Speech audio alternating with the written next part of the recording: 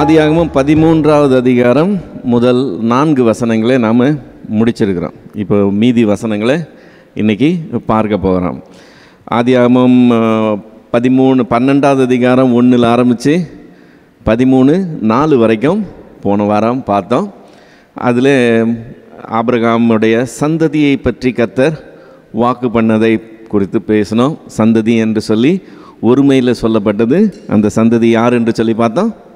கிறிஸ்துவே அந்த சந்ததி என்று சொல்லி பார்த்தோம். பூமியில் உள்ள ஜாதிகள் எல்லாம் உனக்குள்ளே ஆசீர்வதிக்கப்படும் என்று சொல்லும்போது அது கிறிஸ்துவின் மூலமாய் வருகிற ஆசீர்வாதமாய் இருக்குன்னு சொல்லி வேதம் சொல்லுகிறது. அதுக்கப்புறம் தேசத்தில் பஞ்சம் வருதுன்னு பார்த்தோம். பஞ்சம் வந்தப்புறம் ஆபிரகாம் எகிப்துக்கு போகிறான். அங்கே பொய் சொல்லுகிறான். அந்த பொய் நிமித்தம் அவனுக்கு பிரச்சனைகள் வருது. தென் அங்கேருந்து ரிட்டர்ன் வந்துடுறான். 13வது அதிகாரம் அதோட முடியுது. 14வது அதிகாரம் வரும்போது அவன் ஐஸ்வர்யம் உள்ளவனாய் சம்பத்து உள்ளவனாய் இருக்கிறான் என்று சொல்லி பார்த்தோம். ஐஸ்வர்யத்தை பற்றி ஒரு 3 பாயிண்ட் பார்த்தோம். அந்த 3 பாயிண்ட் ரொம்ப முக்கியமான பாயிண்ட்டு. முதல் காரியம் என்னது? கர்த்தருடைய ஆசீர்வாதத்துக்கு ஐஸ்வர்யத்தை அடையாளமாக எடுத்துக்கக்கூடாது. ஐஸ்வர்யம் இல்லைன்னா ஆசீர்வாதம் இல்லை, ஐஸ்வர்யம் இருந்தால் ஆசீர்வாதம் இருக்குது, ஆசீர்வாதம் இருக்குன்னா ஐஸ்வர்யம் இருக்கணும் அப்படின்னு எடுத்துக்கக்கூடாது. அது தவறான காரியம். ஏன்னா கர்த்தர் ஐஸ்வர்யவானையும் உண்டாக்குகிறார், தரித்திரனையும் அவர் தான் உண்டாக்குகிறார். அதனால் இது ஆசீர்வாதம், அது சாபம் என்று சொல்லி வேத சத்தியம் கிடையாது. ரெண்டாவது காரியம், உலகத்தில் நாம் ஐஸ்வர்யவான்களாக இருக்கிறத விட எது ரொம்ப முக்கியமான விஷயம்? நித்திய ஜீவனுக்குள்ளே போகிறது தான் முக்கியமான விஷயம். தேவன் தன்னுடைய ஒரே பேரான குமாரனை கொடுத்தது காரணம் என்னன்னு சொன்னால், நாம் எல்லா தரித்திரமும் நீங்கி நல்லா சௌக்கியமாக சுகமாக நல்ல வளமையாக இருக்கணுன்றதுக்காக இல்லை, நாம் ஒருவரும் கெட்டு போகாமல் நித்திய ஜீவனை அடையணும் என்கிற நோக்கத்தோடு தான் கொடுத்தார். ஸோ வாழ்க்கையின் நோக்கம் உயர்வு அடைகிறது, வளமை அடைகிறது அல்ல. அது வேத சத்தியம் என்னன்னு சொன்னால் நித்திய ஜீவனுக்குள்ளே போகணும், ஒருவரும் கெட்டு போகக்கூடாது. அதுதான் காரியம். மூன்றாவது காரியம், ஐஸ்வர்யம் இந்த நித்திய ஜீவன் என்கிற இந்த நோக்கத்தை நாம் சக்ஸஸ்ஃபுல்லாக அடைகிறதுக்கு அநேக சமயங்களில் இடரலாக இருக்குன்னு வேதம் நமக்கு சொல்லுது. தரித்திரன் தேவனுடைய ராஜ்யத்துக்குள் பிரவேசிப்பதை பார்க்கலாம், ஒட்டகமானது ஊசியின் காதில் நுழைவது எளிதாக இருக்கும்னு ஆண்டவர் சொல்லலை. ஐஸ்வர்யமானதான் அவர் சொல்கிறதை பார்க்குறோம். இன்னும் நிறைய வசனங்கள் பணமும் பணத்தை பற்றின காரியங்களையும் குறித்து நமக்கு எச்சரிப்பு தான் கொடுக்குதுன்னு பார்க்குறோம். தரித்திரத்தை குறித்து ஒரு நாளும் எச்சரிப்பு இருக்கிறதா நம்ம பார்க்கலை. அதனால் இது ஒரு இடரலாக இருக்கக்கூடிய காரியம் என்கிறதை நம்ம எப்போவுமே மனதில் வச்சுக்கணும். ஸோ இது 3 காரியம் நம்ம தரித்திரத்தை பற்றி, நம்ம ஐஸ்வர்யத்தை பற்றி பார்த்தோம். இப்போது 13வது அதிகாரத்தில் 5வது வசனத்துலேருந்து 7வது வசனம் வரைக்கும் வாசித்தோம்னு சொன்னால், 13ல் 5லேருந்து 7 வரைக்கும் ஆபிரகாமுடனே வந்த லோத்துக்கும் ஆடு மாடுகளும் கூடாரங்களும் இருந்தன. அவர்கள் ஒருமித்து குடியிருக்க அந்த பூமி அவர்களை தாங்கக்கூடாது இருந்தது. அவர்களுடைய ஆஸ்தி மிகுதியாக இருந்தபடியினால் அவர்கள் ஒருமித்து வாசம் பண்ண ஏதுவில்லாமல் போயிற்று. ஆபிரகாமுடைய மந்தை மேய்ப்பருக்கும் லோத்துடைய மந்தை மேய்ப்பருக்கும் வாக்குவாதம் உண்டாயிற்று.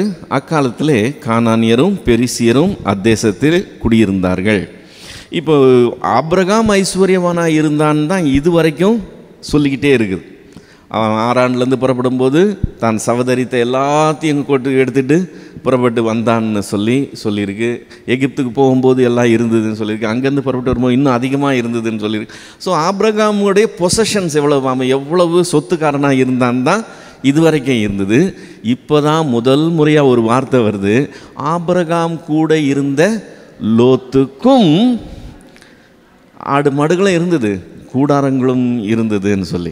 இப்போ லோத்தும் அதே அளவுக்கு சொத்து உள்ளவனாக இருக்கிறான். இப்போ ப்ராப்ளம் வருது.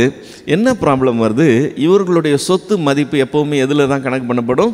இவங்க வச்சுருக்கிற கால்நடைகளை வச்சு தான் கணக்கு பண்ணப்படும். இப்போ இந்த கால்நடைகளுக்கு மேய்ச்சல் வேண்டும். இப்போ இந்த மேய்ச்சலில் அவங்களுக்குள்ள அண்டர்ஸ்டாண்டிங் இல்லாமல் போகுது. அப்போது இவனுடைய மேய்ப்பர்களும் அவனுடைய மேய்ப்பர்களும் வாக்குவாதத்தில் ஈடுபடுறாங்க. அதனால தான் அந்த வசனம் அப்படி சொல்லுது, அவர்கள் ஒருமித்து குடியிருக்க முடியாத அளவுக்கு அந்த பூமி அவர்களை தாங்கக்கூடாததாக இருந்ததுன்னு சொன்னால் போதுமான அளவு மேய்ச்சல் இல்லாமல் இருக்குது. இப்போ இந்த பிரச்சனைன்னு சொல்லி வரும்போது சகோதரர் மத்தியில் வாக்குவாதங்கள் உண்டாகிறது, மாறுபட்ட கருத்துகள் வர்றது, இதெல்லாம் இயல்பான காரியம். ஒரே காரியத்தை நான் பார்க்குற விதம் வேறு மாதிரி இருக்கலாம், நீங்கள் பார்க்குற விதம் வேறு மாதிரி இருக்கலாம். ஸோ கருத்து வேறுபாடு இருக்கும். நான் சொல்கிறத நீங்கள் ஒத்துக்க மாட்டீங்க, நீங்கள் சொல்கிறத நான் ஒத்துக்க மாட்டேன். எனவே நம்மளுக்குள்ள ஒற்றுமை வராமல் கூட போயிடலாம். இது சகோதரர் மத்தியில் இருக்கிறது தான் இருக்கும். அது இயல்பான காரியம். அதில் ஒன்றும் எல்லாம் ஏகோபித்து ஒரே கருத்துள்ளவர்களாக இருக்கணும்னு நம்ம எதிர்பார்க்க முடியாது. ஒரு பிரச்சனையை சால்வ் பண்ணணும்னு நான் இப்படி செய்யலான்னு நான் சொல்லுவேன், நீங்கள் வேறு மாதிரி சொல்லுவீங்க. ஸோ கருத்து வேற்றுமை இருந்துக்கிட்டே இருக்கும். ஆனால் இந்த பிரச்சனைகள் எழும்பும்போது அதில் நான் எப்படி நடந்து கொள்ளுகிறேன், நீங்கள் எப்படி நடந்து கொள்ளுகிறீங்கன்றது தான் நீங்கள் யார் நான் யாருங்கிறத தீர்மானிக்கிற காரியமாக இருக்குது. பிரச்சனை வர்றது பெரிய விஷயம் கிடையாது, அது இயல்பு, அது அப்படி தான் வரும். ஆனால் பிரச்சனை வரும்போது நாம் எப்படி நடந்து கொள்ளுகிறோங்கிறது தான் ரொம்ப முக்கியமான காரியம். இப்போ இவங்களுக்குள்ள ஒரு டிஃப்ரென்ஸ் ஆஃப் ஒப்பீனியன் வருது, பிரச்சனை வருது. இப்போ தான் ஆபிரகாமுடைய கேரக்டர் இங்கே வெளியே வருது, அவன் தன்மை உள்ளவன்றது வெளியே வருது. ஆபிரகாம் சீனியர், லோத்து ஜூனியர். ஆபிரகாம் மூத்தவனாக இருந்தும் அவன் பேசுகிற விதம், அவன் சொல்கிற விதங்களை கவனிங்க. 8வது 9வது வசனத்தில் ஆபிராம் லோத்தை நோக்கி, எனக்கும் உனக்கும் என் மேய்ப்பருக்கும் உன் மேய்ப்பருக்கும் வாக்குவாதம் வேண்டாம், நாம் சகோதரர், இந்த தேசமெல்லாம் உனக்கு முன்பாக இருக்கிறது அல்லவா, நீ என்னை விட்டு பிரிந்து போகலாம், நீ இடதுபுறம் போனால் நான் வலதுபுறம் போகிறேன், நீ வலதுபுறம் போனால் நான் இடதுபுறம் போகிறேன். இப்போது பிரச்சனை வந்ததுன்னு சொன்ன உடனே அந்த பிரச்சனையில் ஒரே நிலையாக நின்று நான் தான் பெரியவன், நான் சொல்கிறபடி தான் நீ கேட்கணும் அப்படின்னு சொல்லி அந்த ஒரு நிலைப்பாட்டுக்கு ஆபிரகாம் வரலை. அதுக்கு பதிலாக ஒரு சகோதரத்துவ அணுகுமுறையோடு அணுகுகிறான். இப்போ அந்த தேசத்தில் வேறு ஜாதிகள்லாம் இருக்கிறாங்க, அவங்க முன்னாடி நம்ம 2 பேர் சண்டை போட்டுக்கிட்டு இருந்தோம்னா அது நல்லா இருக்காது. ஸோ நம்மளுக்குள்ள வித்தியாசங்கள் வேற்றுமைகள் இருக்குதுன்னு சொன்னால் அதை வேறு மாதிரி ஹேண்டில் பண்ணலாம். எப்படி ஹேண்டில் பண்ணலாம்? நான் பெரியவன், இப்போ பெரியவன் சொல்லும்போது தெரிந்து கொள்ளுகிறதுக்கு உரிமை இவனுக்கு தான் இருக்குது. இவன் எடுத்தது போக தான் அடுத்த ஆளுக்கு வரும். ஏன்னா இவன் தான் மூத்தவன். அப்பா இதெல்லாம் நீ இதை எடுத்துகிட்டு நீ கிளம்புன்னு சொன்னால் அவன் எடுத்துகிட்டு போக வேண்டியிருக்கும். ஆனால் அவன் அந்த மாதிரி வரல, தன்னுடைய உரிமையை அவன் விட்டு கொடுக்குறான்.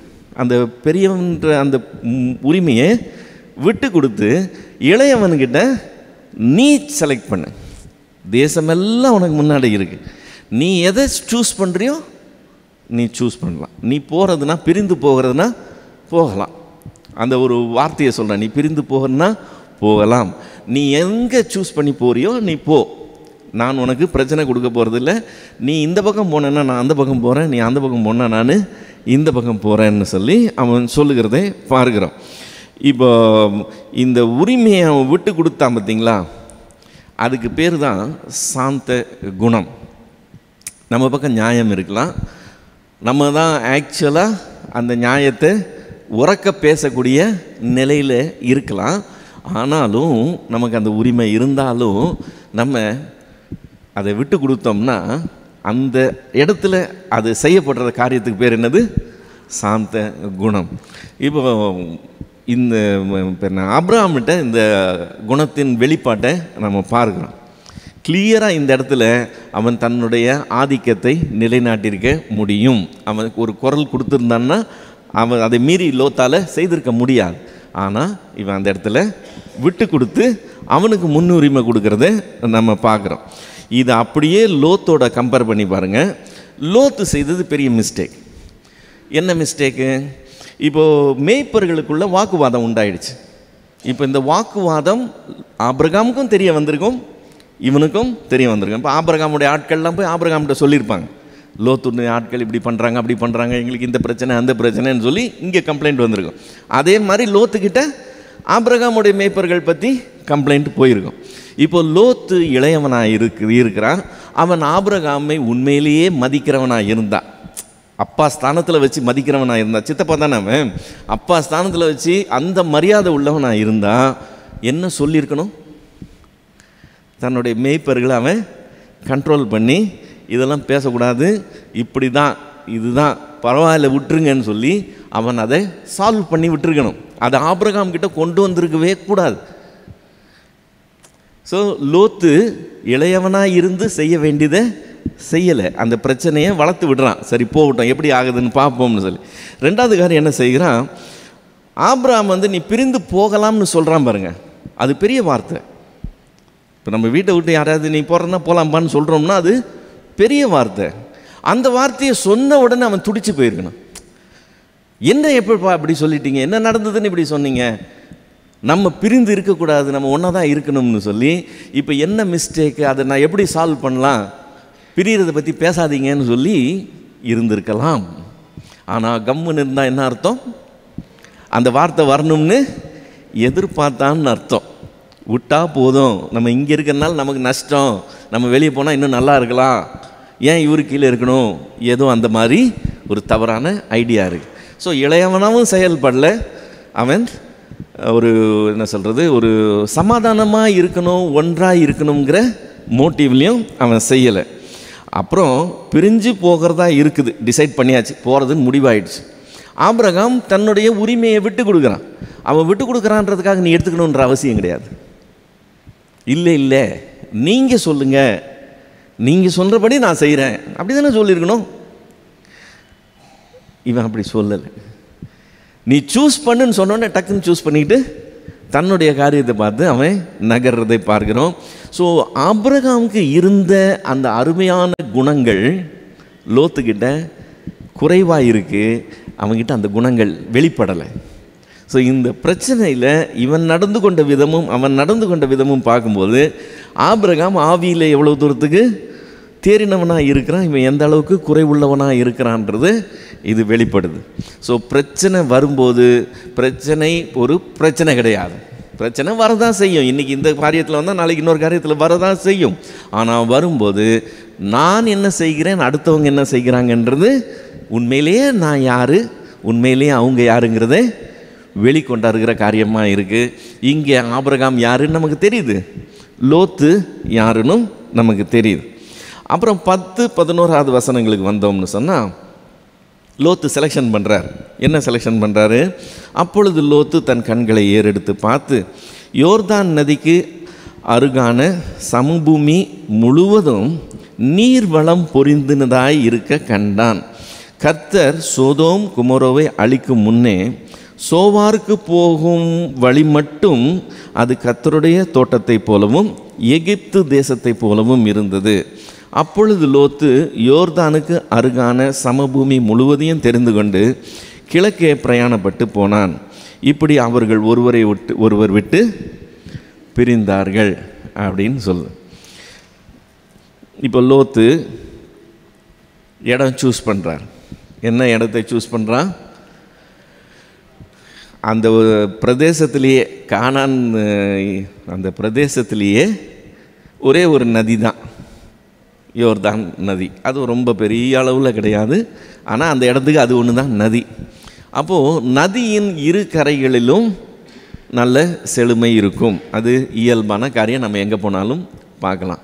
இப்போ கண்களை ஏறெடுத்து பார்க்குறான், யோர்தான் நதிக்கோரமாக இருக்கிற ஏரியா பூராமே பசுமையாக நல்லா இருக்குது.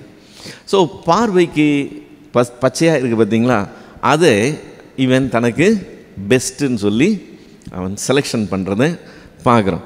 இப்படி செலெக்ஷன் பண்ணும்போது கர்த்தருடைய தோட்டத்தை போலவும் இருந்துதான். கர்த்தருடைய தோட்டம், ஏதேன் தோட்டம் எப்போ அழிஞ்சு போச்சு, நோவா காலத்துலேயே அது போயிடுச்சுன்னு பார்த்தோம். அதுக்கு முன்னாடியே ஆண்டவர் மனுஷன் அங்கேருந்து துரத்திட்டாரு, யாரும் அங்கே போகலைன்னு தெரியும். ஆனால் இவங்களுக்குள்ள அந்த ஏதேன் தோட்டத்தை பற்றின டிஸ்கிரிப்ஷன் ஜென்ரேஷன் டு ஜென்ரேஷன் அந்த நாலெட்ஜு பாஸ் ஆகிட்டே வருது. இப்போ வளமையாக இருக்கிற ஒரு இடத்த கண்டோன்னு அது எதோட ஒப்பிட்டு பேசுகிறாங்க, ஏதேன் தோட்டத்தை போல் இருந்ததுன்னு ஆட்டோமேட்டிக்காக வருது. ஏதேன் தோட்டத்தையும் கம்பேர் பண்ணுறான், இன்னொன்றையும் கம்பேர் பண்ணுறான். என்னது, எகிப்து தேசத்தை போல் இருந்துதான். எகிப்து தேசம் எவ்வளவு வளமையாக இருக்குங்கிறத இப்போ தான் நேரில் போய் பார்த்துட்டு வந்துருக்குறாங்க. இந்த தேசத்தில் பஞ்சம், அங்கே தானியம் மிகுதியாக இருக்குது. நேரில் போய் பார்த்துட்டு வந்திருக்கிறாங்க. இப்போ அது மைண்டில் ஃப்ரெஷ்ஷாக இருக்குது. ஸோ கர்த்தருடைய தோட்டத்தோடையும் இப்போ பார்த்த இதோடைய சேர்த்து அவன் சொல்கிறான். இப்போ 12வது வசனத்துக்கு வந்தோம்னா, ஆபிராம் கானான் தேசத்தில் குடியிருந்தான். லோத்து யோர்தானுக்கு அருகான சமபூமியில் உள்ள பட்டணங்களில் வாசம் பண்ணி சோதோமுக்கு எதிரே கூடாரம் போட்டான். நீங்கள் பைபிளில் மேப்பை திருப்பினீங்கன்னா உப்பு கடல்னு சொல்லி ஒரு சின்ன பகுதி இருக்குது. அந்த உப்பு கடலினுடைய தென் பகுதியில் அதனுடைய கிழக்கு பக்கம் அந்த சோதோம் என்கிற பட்டணம் இருந்தது. அந்த பட்டணத்துக்கு இன்னும் கொஞ்சம் தெற்கில் கொமோரோ என்கிற பட்டணம் இருக்கு. இப்போ இவங்க எங்கே இருக்கிறாங்க? ஏற்கனவே சீகேம் என்கிற அந்த பட்டணத்துக்கிட்ட இருக்கிறாங்க. அங்கேருந்து அவன் புறப்பட்டு கிழக்கே பிரயாணம் பண்ணி போய் அந்த உப்பு கடல் என்கிற அந்த இடத்துக்கு தெற்கில் இருக்கிற இடத்துக்கு வந்திருக்கான். இப்போது லோத்துவின் பார்வையில் இந்த தேசம் எப்படி இருந்தது? கர்த்தருடைய தோட்டத்தை போல இருந்தது. எகிப்து தேசத்தின் போல அப்படி ஃபஸ்ட் கிளாஸாக இருந்தது. சாய்ஸ் நம்பர் 1 அதுதான். ஸோ அது சூஸ் பண்ணிக்கிட்டு பெரிய சந்தோஷத்தோடு அங்கே வந்தாச்சு. இவனுடைய பார்வையில் அது அவ்வளோ வளமையாக இருந்தது. ஆனால் கர்த்தருடைய பார்வையில் அது எப்படி இருந்ததுதான்? 13வது வசனம் என்ன சொல்லுது? சோதோமின் ஜனங்கள் பொல்லாதவர்களும் கர்த்தருக்கு முன்பாக மகா பாவிகளுமாக இருந்தாங்க. ஏற்கனவே கானானில் இருக்கிறவனே அந்த மாதிரி தான். அதில் இவங்க ஸ்பெஷல் வெரைட்டி. இப்போது சட்டிலேருந்து இதுக்கு நெருப்புக்குள்ளே குதிக்கிற கதையாக இங்கேருந்து கிளம்பி அவர் அங்கே போய் செட்டில் ஆகிறார். சோதோம் பட்டணத்துக்குள்ளே போகலை, பட்டணத்துக்கு வெளியில் அவன் கூடாரம் போடுறான். 14லேருந்து 17 வரைக்கும் வந்தோம்னா, லோத்து ஆபிராமை விட்டு பிரிந்த பின்பு கர்த்தர் ஆபிராமை நோக்கி, நீ உன் கண்களை ஏறெடுத்து இருக்கிற இடத்திலிருந்து வடக்கேயும் தெற்கேயும் கிழக்கேயும் மேற்கேயும் நோக்கி பார். நீ பார்க்கிற இந்த பூமி முழுவதையும் நான் உனக்கும் உன் சந்ததிக்கும் என்றைக்கும் இருக்கும்படி கொடுத்து உன் சந்ததியை பூமியின் தூளை போல் பெருக பண்ணுவேன். ஒருவன் பூமியின் தூளை எண்ணக்கூடுமானால் உன் சந்ததியும் எண்ணப்படும். நீ எழுந்து தேசத்தின் நீளமும் அகலமும் அம்மட்டும் நடந்து திரி, உனக்கு அதை தருவேன் அப்படின்னு சொல்கிறார். இப்போ லோத்து ஆபிரகாமை விட்டு பிரிஞ்சது ஒரு துக்ககரமான ஒரு விஷயம். என்னதான் ப்ராப்ளம் சால்வ்டுன்ற அளவுக்கு, ஒரு சொல்யூஷன்ன்ற அளவுக்கு அதை பார்த்தா கூட ஒருத்தரை நம்ம இழந்துட்டோம். அவங்க நம்மளை விட்டு பிரிஞ்சு போயிட்டாங்க. இப்போது மனசுக்கு துக்கமாக இருக்கும்போது, துக்க சூழ்நிலைகளில் நம்மை ஆற்றுகிறதற்கு தேற்றுகிறதுக்கு சில வார்த்தைகள் தேவைப்படும். ஆண்டவர் இங்கே ஏற்கனவே இந்த ஆசீர்வாதத்தை கொடுத்துட்டார். இந்த தேசத்தை உன் சந்ததிக்கு தருவேன்னு ஏற்கனவே சொல்லியாச்சு. சொன்னதை இன்னும் கொஞ்சம் எக்ஸ்பிளைன் பண்ணி அதை அவனுக்கு பிரிந்த பின்பு அந்த பிரிந்து இருக்கிற அந்த சூழ்நிலையில் அவனை ஆறுதல் படுத்துகிற ஒரு காரியமாக அவர் சொல்கிறத நம்ம பார்க்கிறோம். இதே மாதிரி ஒரு சம்பவம் 25வது அதிகாரத்தில் பார்க்கலாம். ஆபிரகாம் மரித்து போயிடுறான். ஆபிரகாம் மரித்த பின்பு ஈசாக்கு ஆண்டவர் என்ன செஞ்சாராம்? ஆபிரகாம் மரித்த பின்பு 11வது வசனம் நினைக்கிறேன், 25:11. ஆமாம், 25:11 ஆபிரகாம் மரித்த பின்பு கர்த்தர் ஈசாக்கை ஆசீர்வதித்தார். அது அந்த பிரிவு, அந்த துக்கத்தை ஆற்றுகிற ஒரு காரியமாக தேவன் இடைப்பட்டு செய்கிற ஒரு காரியம். இப்போ நம்ம கூட வீட்டில் ஏதாவது துக்கம்னு வச்சுக்கோங்களேன், அந்த துக்க நிகழ்வில் இவன் இந்த துணி எடுத்துக்கணும், அவன் இந்த துணி எடுத்துக்கணும்னு சொல்கிறாங்கல்ல, இது வேஸ்ட்டாக செலவு வைக்கிறாங்கன்ற மாதிரி தான் நமக்கு ஒரு ஃபீலிங் இருக்குது. ஆனால் அந்த துக்க நேரத்தில் ஒரு கிஃப்ட் ஒன்று கொடுக்கும்போது அது ஏதோ ஒரு விதத்தில் அது ஒரு சூதிங் எஃபெக்டை கொடுக்குற ஒரு காரியம். கர்த்தர் இங்கே ஆபிரகாம் அந்த பிரிந்து நிற்கிற அந்த சூழ்நிலையில் அவனுக்கு ஒரு ஆசீர்வாதமான வார்த்தையை சொல்கிறத நம்ம பார்க்குறோம். இப்போ ஆபிராம் அங்கேருந்து நடந்து அடுத்த இடத்துக்கு போகிறான். 18வது வசனத்துக்கு வந்தோம்னா, அப்பொழுது ஆபிராம் கூடாரத்தை பேர்த்து கொண்டு போய் எப்ரோனில் இருக்கிற மம்ரேயின் சமபூமியில் குடியிருந்து அங்கே கர்த்தருக்கு பலிபீடத்தை கட்டினான். ஸோ இதோட அந்த அதிகாரம் முடியுது. மம்ரேயின் சமபூமி எங்கே இருக்குதுன்னு சொல்லி பார்த்தீங்கன்னா அந்த சீகேம்லேருந்து இன்னும் கொஞ்சம் தெற்கில், அவ்வளோதான், ரொம்ப தூரம் இல்லை. அவன் அந்த ஏரியாக்குள்ளே தான் இருக்கான், கொஞ்சம் தூரம் தான் தெற்கில் வரான். இப்போது 14வது அதிகாரத்துக்கு வந்தோம்னா முதல் 16 வசனங்கள் அந்த பகுதியில் நடந்த பெரும் குழப்பத்தை பற்றி பேசுது. பெரும் அரசியல் குழப்பம், யுத்தங்கள், அது இதுன்னு பெரிய அளவில் நடந்த விஷயம். நமக்கு இங்கே இந்த வசனங்களில் சொல்கிறது ரொம்ப சுருக்கமாக நமக்கு தேவையான அளவுக்கு ஒரு சின்ன துளிகள் தான் சொல்லியிருக்குன்னு சொல்லலாம். அந்த அளவுக்கு அது பெரிய சம்பவங்கள். இப்போ இந்த யோர்தான் இருக்குது பார்த்தீங்களா, யோர்தானுக்கு மேற்கே ஆபிரகாம் இருக்கிறான். லோத்து அந்த யோர்தானுக்கு தெற்கில் போய் அந்த உப்பு கடல்கிட்ட போய் செட்டில் ஆகிருக்கிறான். இப்போ இந்த யோர்தானை ஒரு கோடு மாதிரி இமேஜின் பண்ணிக்கங்க.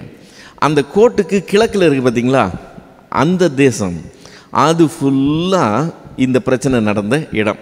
மேலே தமஸ்குவிலிருந்து கீழே வரைக்கும் இவன் இருக்கிற சோதோம் குமோரா வரைக்கும் உள்ள அவ்வளவும் இந்த இப்போ நம்ம வாசிக்க போகிற பிரச்சனைகள் நடந்த இடம். இப்போ இந்த வசனங்களை நம்ம சரியாக புரிஞ்சுக்கணும்னு சொன்னால், இந்த வேத பகுதியை சரியாக புரிஞ்சுக்கணும்னு சொன்னால், இந்த 14வது அதிகாரத்தில் 1வது வசனத்துலேருந்து ஆரம்பிக்கக்கூடாது. 1வது வசனத்துலேருந்து அது வேறு மாதிரி ஆரம்பிக்குது. அது ஆரம்பித்தோன்னா நமக்கு புரியாது. எப்படி புரிஞ்சிக்கணும்னா 4வது வசனத்தில் ஆரம்பிக்கணும். 4வது வசனம் ஆக்சுவலாக அந்த ப்ராப்ளத்துக்கு காரணம் என்னன்னு சொல்லுது. 4வது வசனம் என்ன சொல்லுது? 14:4 இவர்கள் 12 வருஷம் கெதர்லாகோமேரை சேவித்து 13ஆம் வருஷத்தில் கலகம் பண்ணினார்கள். இப்போ அவர்கள்னு இருக்கு. யார் இவர்கள்னு சொன்னால் 5 ராஜாக்கள் உள்ள ஒரு அணி, 4 ராஜாக்கள் உள்ள இன்னொரு அணி இருக்கு. ஓகே, அதில் தான் கெதர்லாகோமேர் இருக்கிறான். இப்போ இந்த கெதர்லாகோமேருக்கு இந்த 5 ராஜாக்கள் 12 வருஷமாக கப்பங்கட்டி அவனை சேவிக்கிறவர்களாக இருக்கிறாங்க. 13ஆவது வருஷத்தில் கலகம் பண்ணிட்டாங்க. இப்போ இந்த கலகம் பண்ணிட்டா போடா, இது வரைக்கும் காசு கொடுத்தா பரவாயில்லைன்னு சொல்லி யாரும் விட மாட்டாங்க. என்ன செய்வாங்க? படையெடுத்து வருவாங்க. படையெடுத்து வந்து மறுபடியும் அவனை கப்பங்கட்ட வைப்பாங்க. ஸோ இந்த கெதர்லாகோமேர் தன்னுடைய ஆட்களை கூப்பிட்டுக்கிட்டு கிளம்பி வர்றான்.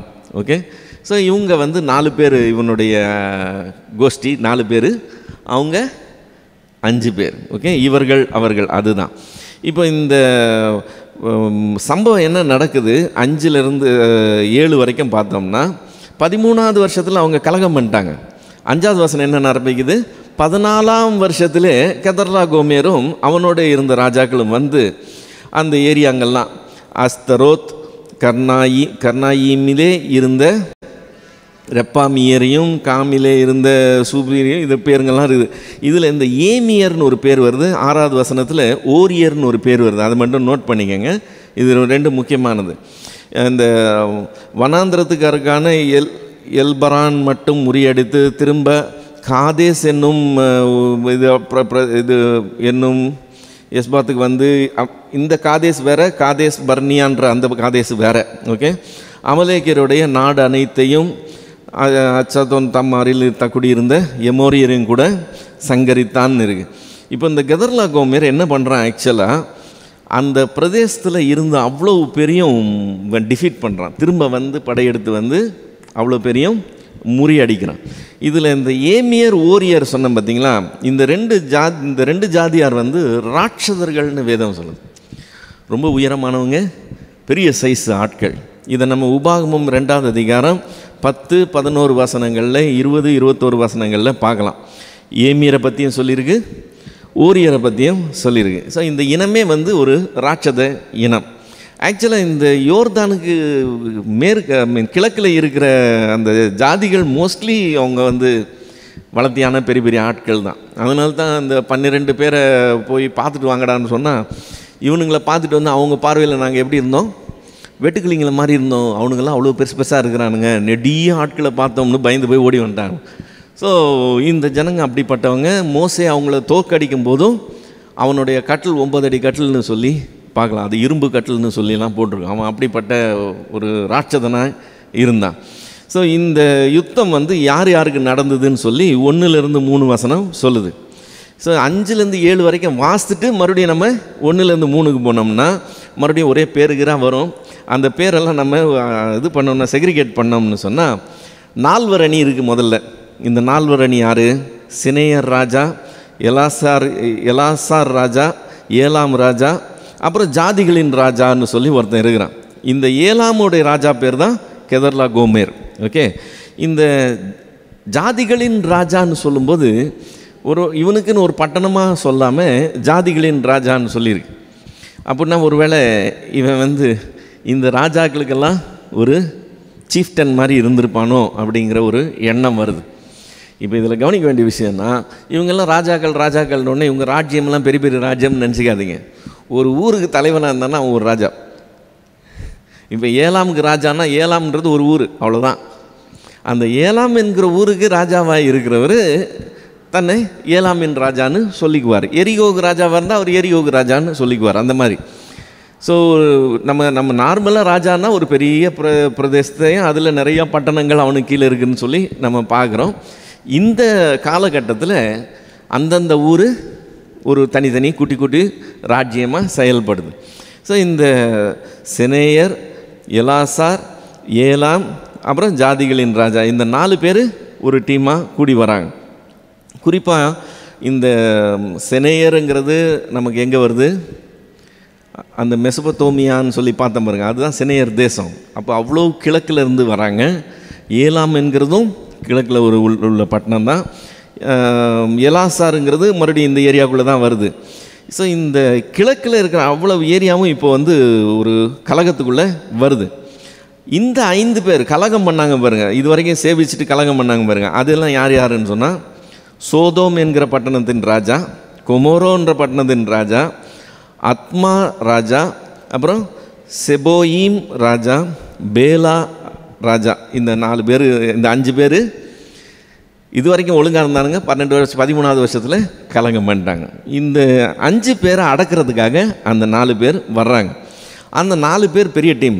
அவங்க நம்பர் 1 கம்மியாக இருக்கலாம், ஆனால் இவங்களோட அவங்க பலசாலிகள். ஏன்னா கெதர்லா கோமேர் அவ்வளோ பெரிய அவன் முறியடித்தான்னு சொல்லி இருக்கு. முறியடிச்சிட்டு இங்கே வந்து இவங்களையும் முறியடிக்கிறான். இப்போ யுத்தம் நடக்குது. 8-12 வரைக்கும் வாஸ்தவம் சொன்னால், அப்பொழுது சோதோமின் ராஜாவும் கொமோராவின் ராஜாவும் அத்மாவின் ராஜாவும் செபோயீமின் ராஜாவும் சோவார் என்னும் பேலாவின் ராஜாவும் புறப்பட்டு சித்தீம் பள்ளத்தாக்கிலே ஏலாமின் ராஜாவாகிய கெதர்லா கோமேரோடும் ஜாதிகளின் ராஜாவாகிய திதிலாவோடும் இந்த எல்லா பேரெல்லாம் வருது. ஓகே, யுத்தம் பண்ண புறப்பட்டு அந்த 5 ராஜாக்களோடு இந்த 4 ராஜாக்களும் யுத்தம் பண்ணினார்கள். அந்த சித்தீம் பள்ளத்தாக்கு எங்கும் நிலக்கீழ் உண்டாக்கும் கேணிகள் இருந்தது. சோதோம் கொமோராவின் ராஜாக்கள் முறிந்து ஓடி அங்கே விழுந்தார்கள். மீந்தவர்கள் மலைகளுக்கு ஓடி போனார்கள். அப்பொழுது அவர்கள் சோதோமிலும் கொமோராவிலும் பொருட்கள் எல்லாவற்றையும் போஜன பதார்த்தங்கள் எல்லாவற்றையும் எடுத்துக்கொண்டு போய்விட்டார்கள். ஆபிரகாமின் சகோதரனுடைய குமாரன் ஆகிய லோத்து சோதோமில் குடியிருந்தபடினா அவனையும் அவன் பொருட்களையும் கொண்டு போய்விட்டார்கள். இப்போ நீங்கள் அந்த சித்தீம் பள்ளத்தாக்கு எங்கே இருக்குதுன்னு பார்க்கணும்னு சொன்னாக்க, மறுபடியும் அந்த உப்பு கடலுக்கு அந்த ஏரியா போனீங்கன்னா கீழே இருக்கிற அந்த நுனியில் ஒரு பக்கம் இது இருக்கும், பெருன சோதோம் இருக்கும். சோதோமுக்கு தெற்கில் குமோரோ இருக்கும். அதுக்கு இன்னும் கொஞ்சம் கீழே கொஞ்சம் தெற்கில் சித்தீம் அப்படிங்கிற ஒரு சின்ன ஒரு பள்ளத்தாக்கு இருக்குது. யுத்தம் அந்த பள்ளத்தாக்கில் தான் நடக்குது. இப்போ அந்த பள்ளத்தாக்கில் நடந்து இப்போ இவங்களையும் அவன் காலி பண்ணிட்டான். இவங்களோட எல்லாத்தையும் சிறைப்பிடிச்சு கொண்டு போயிட்டான். இப்போ இங்கே சிறைப்பிடிச்சு கொண்டு போனது ரொம்ப தூரம் கொண்டு போயிட்டான். மேலே தமஸ்கூருக்கு பார்த்தீங்களா, அவ்வளோ தூரம் கொண்டு போயிட்டான். இப்போ ஆபிரகாம் எங்கே இருக்கிறான்? யோர்தானுக்கு மேற்கே இருக்கிறான். இப்போ ஆபிரகாம் கிட்ட இங்கேருந்து ஒருத்தன் நியூஸ் கொண்டு போகிறான். என்னன்னு சொல்கிறான்? 13வது வசனத்தில், தப்பி ஓடின ஒருவன் எபிரேயனாகிய ஆபிராமின் இடத்தில் வந்து அதை அறிவித்தான். ஆபிராம் தன்னோட உடன்படிக்கை செய்திருந்த மனிதராகிய எஸ்கோலுக்கும் அனேருக்கும் சகோதரனாகிய மம்ரே என்னும் எமோரியனுடைய சமபூமியில் அப்பொழுது குடியிருந்தான். இப்போ ஆபிரகாம் சேஃபாக இருக்கான். எப்படி சேஃபாக இருக்கான்? அந்த லோக்கலில் இருக்கிற அந்த முக்கியமான ஜாதிகளோட என்ன செஞ்சுருக்கிறான், உடன்படிக்கை பண்ணியிருக்கிறான். ஒரு நல்ல அண்டர்ஸ்டாண்டிங்கோட உடன்படிக்கை பண்ணிட்டாலே ஆட்டோமேட்டிக்காக அவங்களுடைய ப்ரொடெக்ஷன் இவனுக்கு இருக்கும். இப்போ இவன் வெளியூர்லேருந்து வந்திருக்கான், அவங்க இங்கே உள்ளவங்க. இப்போ வெளியூர்லேருந்து வந்தவங்க உள்ளூரில் உள்ளவங்கக்கிட்ட ஒரு அண்டர்ஸ்டாண்டிங்கோடு இருந்தாங்கன்னு சொன்னால் வெளியிலேருந்து யாரும் வந்து இவங்கள டச் பண்ண முடியாது. இப்போ சோதோம் குமாரில் இவனை ஈஸியாக அடித்து தூக்கிட்டு போயிட்டாங்கல்ல, அந்த மாதிரி இவனை டச் பண்ண முடியாது. ஏன்னா இவனை சுற்றி அவங்கெல்லாம் இவனுக்கு அரணாக நிற்பாங்க. அதனால் ரொம்ப சேஃபான ஒரு அட்மாஸ்பியரில் இவங்க உட்காந்துருக்கிறான். இப்போ இவங்கிட்ட அந்த செய்தி வருது. இப்போ இந்த செய்தியை கேள்விப்பட்டு இவன் துடிச்சு போயிடுறான். இப்போ லோத்துக்கிட்ட இந்த செய்தி வரல. லோத்து எங்கள் சித்தப்பா இருப்பார், போய் சொல்லுங்கப்பா இந்த மாதிரி ஆகிப்போச்சு, எனக்கு உதவி வேணும்னு சொல்லி லோத்து உதவி கோரவும் இல்லை, செய்தி லோத்துக்கிட்ட இருந்து வரவும் இல்லை. இப்போ ஆக்சுவலாக இந்த சம்பவம் நடந்து முடிஞ்சு கொஞ்சம் காலம் கழித்து தான் இவனுக்கு வந்திருக்கணும். ஏன்னா அதுக்குள்ளே அவங்க அவ்வளோ தூரம் எல்லாத்தையும் கடத்தி கொண்டு போயிருக்காங்கன்னு சொன்னால் போதுமான நல்ல டைம் இருக்குது. இப்போ ஆபிரகாம் நான் என்ன செய்ய முடிஞ்சு போச்சுன்னு சொல்லிட்டு குவைட்டாக இருக்கணும்னா இருந்திருக்கலாம். ஆனால் ஆபிரகாம் அப்படி இல்லை. இப்போ லோத்து வந்து இவன்கிட்ட நடந்துக்க வேண்டிய விதத்தில் நடந்த மாதிரி நம்ம பார்க்கலை. அவன் பிரிந்து போகும்போது சமாதானத்தோடு இவன் அனுப்பிவிட்டா கூட ஆக்சுவலாக அது ஒரு கசப்பான ஒரு பிரிவாக தான் இருக்குது. தேவனே அவனை வந்து ஆறுதல் படுத்துகிற அளவுக்கு அது ஒரு கசப்பான ஒரு பிரிவு, ஒரு இழப்பு. இப்போ அப்படி செஞ்சுட்டு போனவன் அங்கே போயிட்டு நஷ்டம் அடைஞ்சிட்டான். அங்கே போயிட்டு அவனை சிறைப்பிடிச்சிட்டு போயிட்டாங்க. இப்போ எங்கேருந்து தான் நடந்திருக்காது, இவனை யார் போக சொன்னது அப்படியெல்லாம் சொல்லிக்கிட்டு வாய் பேசிட்டு உட்காந்துருக்கிறது பதிலாக ஆபிரகாம் டக்குன்னு செயல்பாட்டில் இறங்குறத பார்க்குறோம். 14 16 வரைக்கும் பார்த்தோன்னா, தன் சகோதரன் சிறையாக கொண்டு போகப்பட்டதை ஆபிராம் கேள்விப்பட்ட போது அவன் தன் வீட்டில் பிறந்த கைப்படிந்தவர்களாகிய 318 ஆட்களுக்கும் ஆயுதம் தரிப்பித்து தான் என்னும் ஊர் மட்டும் அவர்களை தொடர்ந்து போனான். இப்போ இது ஒன்றுன்னா பார்த்துருவோம். எத்தனை பேர் அவன் வீட்டில் எவ்வளோ பேர் இருந்தாங்களாம்? 318 யுத்தத்துக்கு போகக்கூடிய வயதுடைய ஆண்கள் இருக்கிறாங்க. இப்போ உங்கள் வீட்டில் 2 வேலைக்காரர் இருந்து நீங்கள் அந்த 2 வேலைக்காரருக்கு 3 வேளை சோறு போட்டு அவங்களுக்கு தங்குறதுக்கு இடம் கொடுக்கணுன்னா உங்கள் வீடு எவ்வளோ பெருசாக இருக்கணும்? 10 பேர் இருந்தாங்கன்னா உங்கள் வீடு இன்னும் எவ்வளோ பெருசாக இருக்கணும் இல்லை? 318 பேர் இவங்கிட்ட இருக்கிறாங்கன்னா 318 ஃபேமிலி இருக்குதுன்னு அர்த்தம். அவங்க மனைவிகள் இருப்பாங்க, அவங்க பிள்ளைங்க இருப்பாங்க. 318 ஃபேமிலியை இவன் மெயின்டைன் பண்ணுறான்னா இவனுடைய கூட்டத்தார் எவ்வளவு பெரிய கூட்டம் என்கிறத இமேஜின் பண்ணிக்கங்க. ஒவ்வொரு நாளும் இவங்களுக்கு போஷிக்கணும், இவங்களுடைய காரியங்களெல்லாம் இவன் விசாரிக்கணும். அப்போ என்ன கிராண்ட் ஸ்கேலில் நடக்குது, அது ஒரு பாயிண்ட். இன்னொரு பாயிண்ட்டு, பிரச்சனை வந்துருச்சு, இப்போ யுத்தத்துக்கு போகணும்னா 318 பேருக்கு ஆயுதம் தரிப்பித்தான்னு இருக்குது. அப்படின்னா என்ன அர்த்தம்? வீட்டில் ஆயுதங்கள் ரெடியாக இருக்குது, போய் வாங்கிட்டு வாங்கடா, எல்லாம் செட் பண்ணுங்கள், இனிமேல் தான் எல்லாம் கேதர் பண்ணி போகணும்னு இல்லை. அவனுக்கு இன்வென்ட்ரியே இருக்குது, ஆயுதங்கள் இருக்குது, ஆயுதங்களை எடுத்து தரிப்பிக்கிறான். அவ்வளோதான், ஆயுதங்களை எடுத்து தரிப்பித்து ஆட்களை கூட்டிகிட்டு புலப்படுறான். எங்கே வரைக்கும் போனான்னா நீங்கள் அந்த மேப்பில் பார்த்தீங்கன்னா தான் என்கிறது வடக்கில் இருக்கும், தமஸ்கு என்கிற பட்டணம் கிழக்கில் இருக்கும், அதுக்கு கொஞ்சம் மேற்கில் பார்த்தீங்கன்னா தான் என்கிற கானான் தேச பட்டணம் இருக்கும். இப்போ தான் வரைக்கும் அவர்களை பின்னாடி துரத்திக்கிட்டு போகிறான். ராத்திரியில் அவன் என்ன செய்கிறான், 2 டீமாக பிரிஞ்சிடுறாங்க. இவனும் இவனுடைய வேலைக்காரரும் ஒரு டீமும், இவனோட வந்த மற்றவங்க இன்னொரு டீமாக பிரிஞ்சு, ராக்காலத்தில் அவனும் அவன் வேலைக்காரரும் பிரிந்து பவுஞ்சுகளாய் அவர்கள் மேல் விழுந்து அவர்களை மூடியடித்து தமஸ்குக்கு இடதுபுறமான ஓபா மட்டும் துரத்தி எல்லா பொருட்களையும் திருப்பி கொண்டு வந்தான். தன் சகோதரனாகிய லோத்தையும் அவனுடைய பொருட்களையும் ஸ்திரீகளையும் ஜனங்களையும் திருப்பி கொண்டு வந்தான். இப்போ இந்த பவுஞ்சுகளாய் அவங்க மேலே விழுந்தாங்கன்னா என்ன அர்த்தம்? வெட்டுக்கிளிக்கு ராஜாக்கள் இல்லாது இருந்தோம், அது எப்படி புறப்படுதான்? பவுஞ்சுகளாய் புறப்படுதுன்னு சொல்லி. அப்படின்னு என்னது? பவுஞ்சுகளாய் புறப்படுனா அணி அணியாய் போகிறது பேர் பவுஞ்சுகளாய் போகிறது. ஸோ வெட்டுக்கிளி மார்ச்சிங்கில் ஆர்மி மார்ச் பண்ணி போகிற மாதிரி போகுமா அப்படியே. அதுக்கு ராஜா இல்லைன்னா கூட அது அப்படியே ஒரு வரிசையாக அடுத்தது போய்கிட்டே இருக்கு. அதே மாதிரி ஆபிரகாமுடைய மக்கள் ஒரு ஆர்கனைஸ்டாக பவுஞ்சுகளாய் அவங்க மேலே விழுந்து அவங்கள தாக்குறாங்க. ஸோ இரவில் அவங்கள தாக்குனதுனால அவங்கள எதிர்பார்க்கலைங்கிறதோட அவங்க ஆயத்தமாக இல்லை. இவனுங்க அவங்கள முறியடிக்கிறாங்க. முறியடித்து எவ்வளோ தூரம் துரத்துறாங்கன்னு சொன்னால், ஆபிரகாம் தான் இருந்த இடத்துலேருந்து 175 கிலோமீட்டர் ட்ராவல் பண்ணி இங்கே வந்திருக்கிறான். இங்கேருந்து 225 கிலோமீட்டருக்கு அவங்கள விரட்டுறான். அப்போது இது நீங்கள் இமேஜின் பண்ணணும்னா, இங்கேருந்து ஏறக்குறைய திருச்சி தூரம்னு வச்சுக்கோங்களேன். அவ்வளோ தூரத்தை இவன் இதில் கவர் பண்ணுறதை நம்ம பார்க்குறோம். அப்போது அந்த ஸ்கேல் ஆஃப் ஆப்ரேஷன், இதை செய்து முடித்தது எவ்வளவு பெரிய காரியங்கிறது தெரியும். ரெண்டாவது, அவங்க 4 பேரும் ராஜாக்கள். அந்த 4 பேருடைய சேனை அந்த பிரதேசம் மொத்தத்தையும் முறியடித்த சேனை. அப்படின்னா அது நல்ல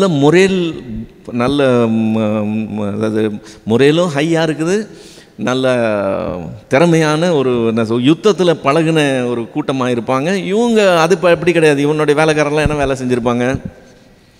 ஆடு மாடு மேய்க்கிறது தான் இவங்களுடைய வேலையாக இருந்திருக்கும். ஸோ இவங்க அவங்கள தோற்கடிக்கிறதுங்கிறது உண்மையிலேயே பெரிய அச்சீவ்மெண்ட். போய் தோற்கடித்து அவ்வளோத்தையும் திருப்பிக்கிட்டு வரான். இப்போது இந்த இடதுபுறமானன்னு ஒன்று இருக்குல்ல, தமஸ்குவுக்கு இடதுபுறமான. இந்த இடதுபுறமானன்னு என்ன அர்த்தம்? மேப்பில் பார்த்து லெஃப்ட் சைடில் எது இருக்கோ அது எடுத்துக்கலாமா? அப்படி இல்லை. இடதுபுறமானன்னா என்னென்னா, சூரியனை ஃபேஸ் பண்ணி நிற்கணும், கை ரெண்டுத்தையும் விரிச்சிக்கணும். இப்போ உங்களுக்கு வலதுபுறத்தில் என்ன இருக்கும்? கிழக்கை நோக்கி நீங்கள் நின்று கை ரெண்டுத்தையும் விரிச்சிங்கன்னா உங்கள் வலது கை எந்த பக்கத்தை பற்றி இருக்கும் தெரியாதா? வலது கை தெற்கை நோக்கி இருக்கும், இடது கை வடக்கை நோக்கி இருக்கும். ஸோ அதுதான் இடது புறமாக. அப்போது தமஸ்குவுக்கு வடக்கு புறமாக அப்படின்னு சொல்லி அர்த்தம். சரிங்களா? ரைட். இப்போது 14வது அதிகாரத்தினுடைய 21லேருந்து 24 வரைக்கும் உள்ள வசனங்கள். ஒரு நிமிஷம், இதில் எதை விட்டுறேன்? ஓகே, திருப்பி கொண்டு வந்தான்னு இருக்குல்ல. 17லேருந்து 20 வரைக்கும் உள்ள வசனங்களை நம்ம அடுத்த வாரம் பார்க்க போகிறோம். ஏன்னா அதில் ஒரு முக்கியமான சப்ஜெக்ட் வருது. அதை நம்ம இதோட சேர்த்து ரொம்ப ஓவர்லோட் பண்ண வேண்டாம்னு நினைக்கிறேன். இப்போ 21லேருந்து 24 வரைக்கும் இந்த யுத்தம் எப்படி போய் முடியுதுன்னு சொல்லி இருக்குது. சோதோமின் ராஜா ஆபிராமை நோக்கி, ஜனங்களை எனக்கு தாரும், பொருட்களை நீர் எடுத்துக்கொள்ளும் என்றான். சோதோமின் ராஜா இப்போ தான் செத்து போனான்னு படித்தோம். எங்கே செத்து போனான்? நிலக்கீழ் விளையிற கேணிகள் இருக்குது, அங்கே போகும்போது என்னாச்சு? சோதோமின் ராஜாவும் சரி குமோராவின் ராஜாவும் சரி விழுந்து செத்து போயிட்டாங்கன்னு சொல்லி பார்க்குறோம். மற்ற ஜனங்கள்லாம் மலைக்கு ஓடி போயிட்டாங்கன்னு சொல்லி வாஸ்தவம். இப்போ அங்கே செத்து போயிட்டான்னு சொல்லியிருக்கு, இங்கே சோதோமின் ராஜான்னு மறுபடியும் சொல்லுதுன்னா என்ன அர்த்தம்? அந்த ராஜாவுக்கு அடுத்து அவனுடைய அரியணையில் ஏறி இருக்கிறான், இன்னொருத்தன் இன்சார்ஜாக இருக்கிறான். ஓகே, இப்போ இந்த சோதோமின் ராஜா ஆபிராமை நோக்கி, ஜனங்களை எனக்கு தாரும், பொருட்களை நீர் எடுத்துக்கொள்ளும் என்றான். அப்படின்னா என்ன அர்த்தம்? ஜெயிச்சுட்டு வந்திருக்கிறேன், இப்போ நீ வைக்கிறது தான் சட்டம். இப்போ சின்ன ரிக்வெஸ்ட்டு கேட்குறான், எல்லாத்தையும் பொருள் எல்லாம் எடுத்துக்கோ, எல்லா பொண்ணு வெள்ளி எல்லாத்தையும் எடுத்துக்கோ, ஜனங்களை மட்டும் எனக்கு கொடுன்னு சொல்கிறான்.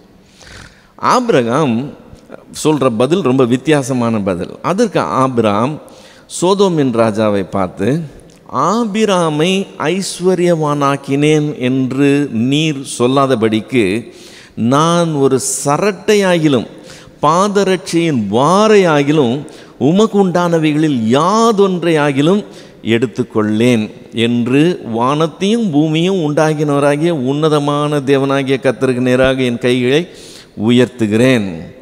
வாலிபர் சாப்பிட்டது போக என்னுடன் வந்த ஆனேர், எஸ்கோல், மம்ரே என்னும் புருஷருடைய பங்கு மாத்திரம் வர வேண்டும். அவர்கள் தங்கள் பங்கை எடுத்துக்கொள்ளட்டும் என்றான். இதை நம்ம புரிஞ்சுக்கணும்னு சொன்னால், யுத்தம்னா எப்படி நடக்கும்னு தெரிஞ்சுக்கணும். நமக்கு தெரியும், யுத்தம்னா இந்த தேசம் அந்த தேசத்தோட சண்டை போடுறது, இந்த ராஜா அந்த ராஜா கூட சண்டை போடுறான், ஒருத்தன் தோற்று போகிறான், ஒருத்தன் ஜெயிச்சிட்றான், ஜெயிச்சவன் இதை ஆண்டு கொள்ளுகிறான்னு நமக்கு தெரியும். ஆனால் இதுக்கு பின்னாடி நீங்கள் யுத்தம் நடத்துறதுக்கு ஒரு சேனை தேவை. அந்த சேனைக்கு நீங்கள் பேமெண்ட் கொடுக்கணும்.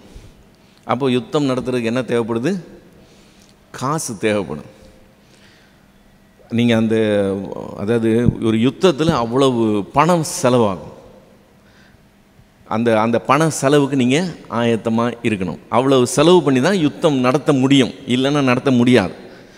பண செலவு பண்ணி யுத்தம் நடத்திட்டு உங்களுக்கு பொருட்கள் ஒன்றும் கிடைக்கல, கொள்ளையாக ஒன்றுமே கிடைக்கல, வெறும் கையாக திரும்பி வந்தீங்கன்னா நீங்கள் போட்ட காசு மொத்தமாக என்ன ஆயிடுச்சு?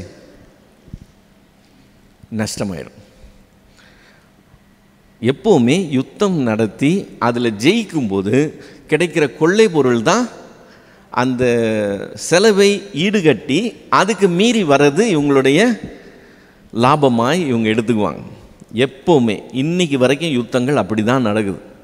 சும்மா ஏதோ எல்லாம் சேர்த்து வச்சுருக்கிறாங்க, சண்டை போட்டுக்கிறாங்கன்னு சொல்லி இல்லை. யுத்தத்தில் அதிகமான பொருள் செலவு இருக்குது. அந்த பொருள் செலவை எப்படி ஈடுகட்டுவாங்க?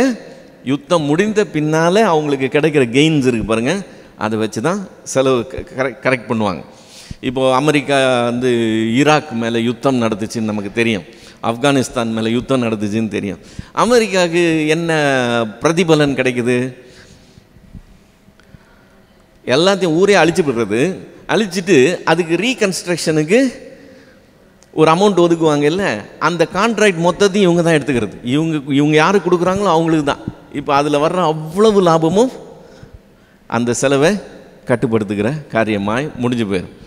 ஸோ யுத்தம் நடந்தாலே யுத்தத்தில் கிடைக்கிற லாபத்தின் அடிப்படையில் தான் நடக்கும். இப்போ ஆபிரகாம் செலவு பண்ணி செஞ்சிட்டான். ஆனால் அதில் வர்ற பொருளை அவன் வேண்டாம்னு சொல்கிறான். வேணாம்னு சொல்லிவிட்டு, எனக்கு வேண்டாம், எனக்கு காசு எனக்கு தேவையில்லை, ஆனால் என் கூட யார் வந்திருக்கிறாங்க? நம்ம இது வரைக்கும் 318 பேர் ஆபிரகாமுடைய கூட்டத்தார் தான் வந்தாங்கன்னு நினைத்து கொண்டோம். ஆனால் ஆபிரகாம் கூட உடன்படிக்கையில் இருந்தாங்க பார்த்தீங்களா, அவங்களுடைய ஆட்கள் வந்திருக்கிறாங்க. இப்போ அவங்களும் பொருள் செலவு பண்ணியிருக்கிறாங்க. இப்போ இவன் வேண்டாம்னு சொல்லலாம், ஆனால் அவங்க வேண்டாம்னு சொல்லணுன்ற அவசியம் இல்லை. ஸோ அவங்களுக்கு என்ன வேணுமோ அவங்க எடுத்துக்கிட்டோம், அது போக மீதி நீ எடுத்துக்கோன்னு சொல்லி ஒரு முடிவுக்குள்ளே வர்றான்.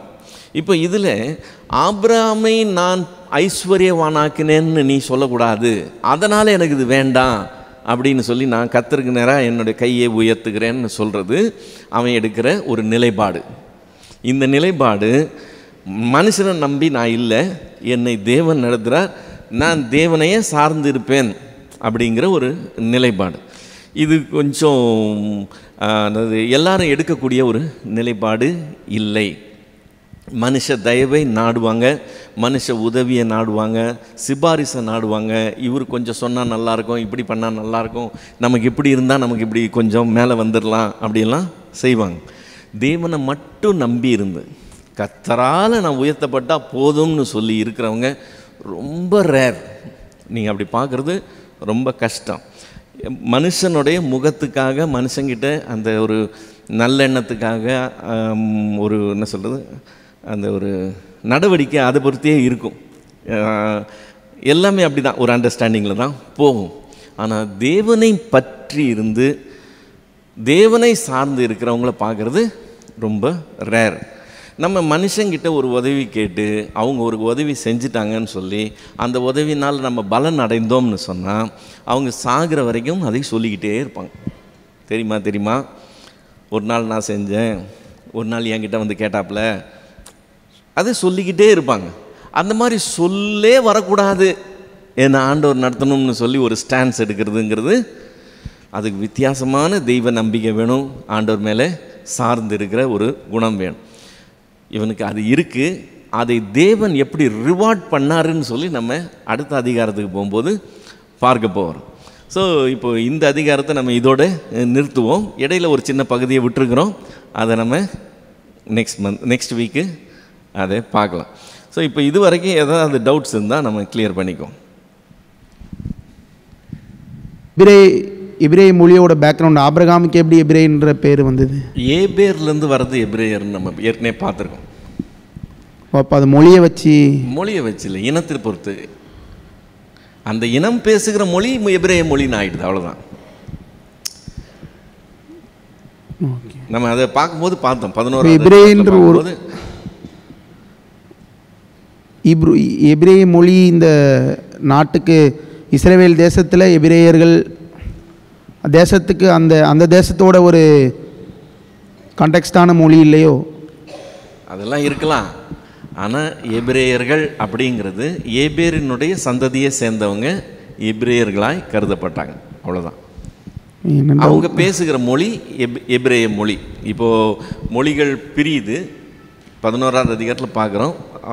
தேவன் மொழிகளை தாறுமாறாக்குகிறார். அந்த ஏபேரின் குடும்பம் பேசுகிற மொழி எபிரேய மொழியாக மாறுது, அவ்வளோதான். இவங்க எபிரேய மொழி பேசுகிறதுனால எபிரேயர்கள்னு இல்லை, இவங்க பேசுகிற மொழிக்கு பேர் எபிரேயர், அவ்வளோதான். ஆபிரகாமோட சந்ததியாகி அந்த இஸ்ரவேலர்கள் தான் எபிரேயர்கள்ன்ற. ஆமாம், ஏபேரனுடைய சந்ததி ஆபிரகாம், ஆபிரகாமனுடைய சந்ததி எபிரேயர்கள், அவ்வளோதான். அது அப்படியே போயிடும்.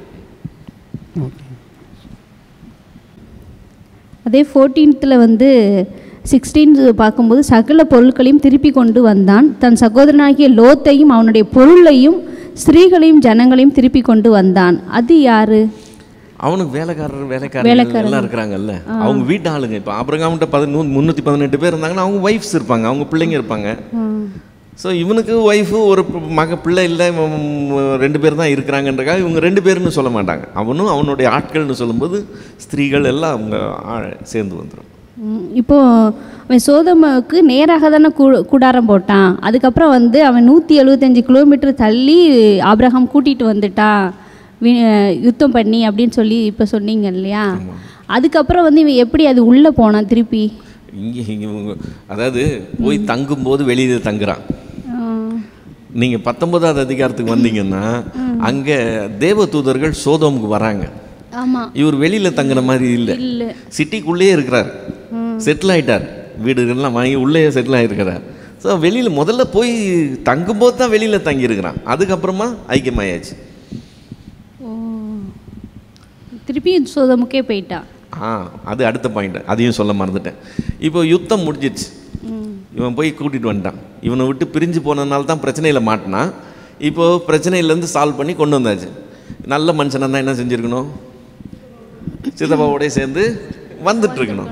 இவன் மறுபடியும் அங்கே தான் போவேன்னு அதில் பிடிவாதமாக இருந்து அவன் போகிறத பார்க்குறான். இங்கே சேர்ற மாதிரி இல்லை. அவர் எவ்வளோ நஷ்டப்பட்டாலும் நான் அங்கேயே இருந்துக்கிறேன்னு திரும்ப போகிறேன். இப்போ 2வது முறையும் அவனை கூட்டிகிட்டு வெளியே கொண்டு வரான் ஆபிரகாம் தானே? ஆமாம், இது 19ஆவது அதிகாரத்தில் வருது. ஆமாம். சரி. அப்புறம் ஏலேமின் ராஜாவாகிய அந்த கெதர்லா கோமேரு அவனை தான் இந்த ஜனங்கள் சேவித்ததாக போட்டிருக்காங்க. ஏன் அப்போ ஜாதிகளின் ராஜாவாகிய அந்த திதியால் ஜாதிகளுக்கெல்லாம் ராஜாவாக இருக்கும்போது ஏன் அவனை சேவிக்கலை? அது அவங்க பாலிடிக்ஸ் நமக்கு சரியாக தெரியாது. நார்மலாக அந்த ஜாதிகளின் ராஜான்னு சொல்லும்போது ஒரு இப்போ நம்ம கவர்னர் பெரியவராக இருக்கலாம், எல்லாத்துக்கும் மேலே இருக்கலாம், ஆனால் அதுக்காக அவருக்கு பவர் இருக்குன்னு சொல்ல முடியாது. அந்த மாதிரி ஒரு போஸ்டிங் மாதிரி இருக்கலாம், எல்லாத்தையும் மேய்ச்சிக்கிட்டு ஒரு அளவுக்கு இருக்கலாம். ஆனால் இவங்க தான் பவர்ஃபுல்லாக இருப்பாங்க. ஆபிரகாம் லோத்துக்கு சித்தப்பா முறை தானே இப்போ சொன்னீங்க. ஏன் வேதத்தில் அது நாம் சகோதரர்னு அவர் மென்ஷன் பண்ணுறாரு? சகோதரர்னா என்ன அர்த்தம்னா ஒரு கின்ஸ்மேன் ரிலேஷன்ஷிப், வி ஆர் ஃபேமிலின்னு சொல்கிறோம்ல, அதை எக்ஸ்ப்ரெஸ் பண்ணும்போது நம்ம எல்லாம் சகோதரர்ப்பா அப்படின்னு சொல்கிறது. இனத்தார்னு சொல்லலாம், வீட்டார்னு சொல்லலாம், அப்படி சொல்லாமல் ஜென்ரல் டேர்ம். அது இங்கிலீஷில் என்ன போட்டிருக்குது தெரியல, அது பிரதர்ஸ்ன்னு தான் இருக்கும். ஓகே. ராஜாவின் சகல பொருட்களையும் திருப்பி கொள்ளான்னு இருக்குது 16. ஆபிரகாம் லோத்தை காப்பாற்ற போன காரணத்தில் அந்த யுத்தத்தை ஜெயித்த மாதிரி ஆயிடுச்சோ? ஆமாம், இந்த 5 ராஜாக்களால் செய்ய முடியாததை ஆபிரகாம் தனியாக போய் செஞ்சிடறான். இப்போ மொத்தமாக அவங்களோட முறியடிச்சிடறான். அவங்கள முறியடிச்சு 225 கிலோமீட்டர் அவங்களை விரட்டுறான். யுத்தத்தில் இது போய் அவங்க கிட்ட இருக்கிறது எல்லாத்தையும் பிடிச்சிட்டு வந்துடுறான். யுத்தத்தில் ஜெயித்தவங்களே இவர் திருப்பி ஜெயிச்சுட்டாரா? லோத்தை காப்பாற்றுறதுக்கு எல்லாத்தையும் சிறை பிடிச்சி கொண்டு போயிட்டாங்க. கொண்டு போனவங்க கிட்ட இவன் போய் சண்டை போட்டு கம்ப்ளீட்டாக அவங்கள துரத்தி விட்டு அவங்களோட இதெல்லாம் இவங்க எடுத்துகிட்டு வந்துடுறான். ஓகே. 12ஆம் அதிகாரம் 6வது 7வது வசனத்தில் 6வது வசனம் கடைசி. அக்காலத்திலே கானானியர் அத்தேசத்தில் இருந்தார்கள். கர்த்தர் ஆபிரகாமுக்கு தரிசனமாகி உன் சந்ததிக்கு இந்த தேசத்தை கொடுப்பேன் என்றார். அந்த ஏற்கனவே இருக்கிறதான அந்த தேசத்தை கர்த்தர் அவருக்கு ப்ராமிஸ் பண்ணுறாரு. எதனால் அந்த ப்ராமிஸ்? இருக்கிற இடத்துல இவங்களை மறுபடியும் கொண்டு போயிட்டு வைக்கணும், வேறு இடம் புதுசாக கொண்டு போய் வைக்கலாம்ல. அதாவது அந்த கானான் தேசம் தேவன் சொந்தம் கொண்டாடுற ஒரு பூமி, இது என்னுடையதுன்னு சொல்கிறார். இப்போ அங்கே அந்த கானாரியரை வச்சிருக்கிறாருன்னு சொன்னால் அவர் தான் அங்கே வச்சிருக்கிறார். அவங்க கர்த்தருக்கு விரோதமாய் காரியம் செய்கிறதுனால அவங்கள எடுத்துட்டு அடுத்த ஆளை கொண்டு வர போகிறது இப்போது தீர்க்க தரிசனமாக சொல்கிறார். உனக்கு இதை கொடுப்பேன்னு சொல்லும்போது இம்மீடியட்டாக கொடுக்கல. பின்னாடி பார்த்தோம்னா எமோரியரினுடைய அக்கிரமம் இன்னும் நிறைவடையலை அப்படின்னு சொல்லுவார். அது அந்த அக்கிரமம் நிறைவடையும் போது அவர்களை அங்கேருந்து துரத்தி விட்டு இவங்களுக்கு கொடுக்குறார். கொடுக்கும்போதே இவங்களுக்கு சொல்கிற வாக்குத்தத்தத்திலேயே சொல்லப்படுகிற எச்சரிக்கை என்னன்னு சொன்னால், இந்த கற்பனைகளை எல்லாம் நீ கை கொள்கிற வரைக்கும் தான் இந்த பூமியில் நீ நீடிச்சிருப்ப. நீ இதை கை கொள்ளலை, எனக்கு விரோதமாய் செஞ்சேன்னு சொன்னாங்க, இந்த பூமி உங்களை வாந்தி பண்ணி போடும்னு சொல்கிறார். ஸோ அந்த பூமி தேவன் சொந்தம் கொண்டாடுகிற ஒரு இடம். அங்கே இருக்கிற ஜனங்க அந்த தெய்வத்தை விட்டுட்டு வேறு தெய்வங்களை சேவிக்கிறவங்களாம் ஆரம்பித்து அவங்க இந்த தேவனுக்கு பிரியம் இல்லாததெல்லாம், அதாவது குழந்தைகளை பலி கொடுக்கறது, தீக்கடக்க பண்ணுகிறது, இந்த மாதிரி பயங்கரமான காரியங்கள்லாம் அவங்க ஈடுபடும்போது அதை தேவன் அக்கிரமமாக கருதி அது நிமித்தம் இவங்களை இங்கேருந்து ரிமூவ் பண்ணிவிட்டு அடுத்த ஆளுக்கு அவர் இடம் கொடுக்குறார். கொடுக்கும்போதே சொல்லி தான் கொடுக்குறாரு, நீ இங்கே இதை கற்பனைகளை கை கொண்டனா செய்யணும், இந்த ஜாதிகள் நான் துரத்தி விட்ட ஜாதிகளினுடைய வழிகளை நீ கை கொள்ளாதேன்னு சொல்லி தான் கொடுக்குறார். ஆனால் இவங்க மீறி தப்பு பண்ணுறாங்க. தப்பு பண்ணுறதுனால என்ன செய்கிறார், அங்கேருந்து மறுபடியும் அவங்கள துரத்தி விடுறார். இதுதான் கர்த்தரை அந்த பிரதேசத்தை பொறுத்த வரைக்கும் செய்கிற ஒரு காரியம். கானானை விட்டு அவங்க பஞ்சத்தினால போகலையா? இப்போ இது அவங்க அங்கே தப்பு செஞ்சதுனால தான் அவங்கள துரத்தி விடுறாரு அப்படின்னு. இல்லை, நான் தப்பு செய்தனால் துரத்தி விடுறதுன்றது இஸ்ரவேலர் சிறைப்பட்டு போகிறாங்க பாருங்கள், அதை பற்றி சொல்லும்போது அங்கே வரும்போது நீங்கள் எசேக்கியேல் எரேமியா இவங்களெல்லாம் படிக்கும்போது அங்கே நீங்கள் தப்பு பண்ணதுனால கர்த்தர் உங்களை இந்த பூமியிலேருந்து அனுப்புகிறாருன்னு இருக்கும். நீங்கள் உபாகமம் படிச்சிங்கன்னா உபாகமத்திலேயே சொல்லி தான் கொடுக்குறாரு கையிலேயே, நான் இந்த கற்பனைகளின்படி செய், உனக்கு முன்னாடி செஞ்ச ஜாதிகள் செஞ்ச தப்பை நீ செய்யாத, நீ செஞ்சனா நான் உனக்கு கொடுக்குற இந்த பூமியில் நீ இருக்க மாட்டேன், நாங்கள் நீடிக்க மாட்டேன், நான் உன்னை அங்கேருந்து தூக்கி போடுறேன், உன்னை வேரோட பிடுங்கிடுவேன்னு சொல்லுவார். ஸோ அதை தான் அவர் அங்கே செய்கிறார். இவங்க சிறையிருப்புக்கு போயிட்டு திரும்ப அதுக்கப்புறம் மறுபடியும் பில்டு பண்ணுறாங்க. பஞ்சம் இல்லை சிஸ்டர், அது பாலும் தேனும் ஓடுகிற தேசம். மைக் எடுத்துக்கங்க, ஏன்னா யாருக்கும் கேட்காது. இந்த வேர்ஸ்ன்னு தெரியல எனக்கு, ஆனால் நம்ம ரீட் பண்ணோம். கானான் தேசத்தில் பஞ்சமாக இருந்தது. அது ஆசீர்வதிக்கப்பட்ட பூமி தானே, ஏன் பஞ்சம் வந்தது? அதான் கானானை பொறுத்த வரைக்கும் அங்கே நதிகள் கிடையாது. லாஸ்ட் வீக் சொன்னீங்க. ஆமாம், அது வானத்தை நம்பி இருக்கிற ஒரு பூமி. மழை பொய்த்து போச்சுன்னு சொன்னால் முடிஞ்சு போச்சு கதை. அந்த ஒரு விளைச்சல் கிடைக்கல, 2 விளைச்சல் கிடைக்கலன்னா அவங்களுக்கு அடுத்த 6 மாதத்துக்கு பஞ்சம் வந்துடும். இது அந்த பூமியினுடைய பொசிஷன், அதுதான் அவங்களுடைய நேச்சுரல் இது. ஆனால் தேவ தயவு அங்கே இருக்குது, கர்த்தருடைய ஒரு கிருபை அந்த லேண்டில் இருக்குது. அதனால் அந்த இடத்த ஆண்டவர் ரெஃபர் பண்ணும்போதே பாலும் தேனும் ஓடுகிற தேசம்னு சொல்லி தான் சொல்கிறார். யோசுவா 12 பேர் அனுப்பினா, மோசே 12 பேர் அனுப்பி போய் பார்த்துட்டு வாங்கடான்னு சொன்னால், ஒரு திராட்சை கொலையை ஒரு குறுக்கில் கம்பு கொடுத்து 2 பேர் தோளில் வச்சு சுமந்துட்டு வந்தாராம். நம்ம அப்படி ஒரு திராட்சை கொலையை பார்த்துருக்கவே மாட்டோம். அந்த பூமி அப்படி ஒரு விளைச்சல் கொடுக்கக்கூடிய ஒரு பூமி, இயற்கைக்கு அப்பாற்பட்ட விதத்தில். இப்போது அது சுற்றி இருக்கிற இடம்லாம் நீங்கள் வந்தீங்கன்னு சொன்னால், மெசபத்தோமியா வந்தாலும் சரி, இந்த பக்கம் நைல் நதியை ஒட்டி வந்தாலும் சரி, இயற்கையாகவே வளமையாக இருக்கிற இடம். ஆனால் அதை விட இங்கே ஸ்பெஷாலிட்டி இருக்குது. இது தேவன் கொடுக்குற ஒரு காரியம். ஸோ இவங்க தேவனுக்கு விரோதமாக ஏதாவது செஞ்சாங்கன்னு சொன்னால், ஆண்டவர் சொல்கிறாரு, அது வெண்கலம் போல் ஆகிடுவேண்டா வானத்தை, ஒரு சொட்டு தண்ணி வராது, நீங்கள் எல்லாம் செத்தீங்கன்னு சொல்லுவார். அவர் தண்டிக்கிற விதமே அதை க்ளோஸ் பண்ணார்னா இவங்கெல்லாம் காலி. ஆண்டவர் பிரியமாக இருக்கிற வரைக்கும் அந்த விளைச்சல் எல்லாம் கரெக்டாக இருக்கும். பட் ஆபிரகாம் பீரியடில் அது எப்படி இருந்தது? ஆபிரகாம் பீரியடில் அங்கே இருக்கிற அந்த லோக்கல் பீப்புள் தான் ஃபுல்லாக இருக்கிறாங்க. இவங்க கொஞ்சம் பேராக தான் வந்திருக்கிறாங்க. ஸோ இவங்க கையில் ஒன்றும் கிடையாது. இந்த பஞ்சம் வர்றது போகிறதுன்றதெல்லாம் அந்த பீப்புளும் அந்த தேவனுடைய காரியம் அப்படி தான் இருக்கும். அதில் ஆபிரகாமுக்கு இன்வால்மெண்ட் இருக்கிறதுக்கு வாய்ப்பு கிடையாது. ஸோ உபாகமில் தான் ப்ராமிஸ் பண்ணியிருக்கிறாரு ஆண்டவர் தெளிவாக சொல்றாரு. இந்த நம்ம அதுக்கு ப்ரீவியஸ் இதுலலாம் சாப்டர்ஸ்லாம் எதுவுமே ஆபிரகாம் பீரியட்லாம் அதை ப்ராமிஸ் பண்ணல. இது பாலும் தேனும் ஓடுற தேசம் அப்படின்றது இல்லை. ஆபிரகாம் கிட்ட ஆசீர்வாதமான ஒரு தேசத்தை கொண்டு வந்தார். கொண்டு உனக்கு இதை தருவேன்பான்னு சொன்னார். ஆனால் பின்னாடி மோசே கிட்ட அந்த தேசத்தை பற்றி சொல்லும்போது, அவங்களுக்கு நான் ப்ராமிஸ் பண்ண இடம், வாக்குத்தத்தம் பண்ண இடம், ரெண்டாவது அது பாலும் தேனும் ஓடுகிற கானான் தேசம்னு சொல்லி தான் கூட்டிகிட்டு வர்றார்.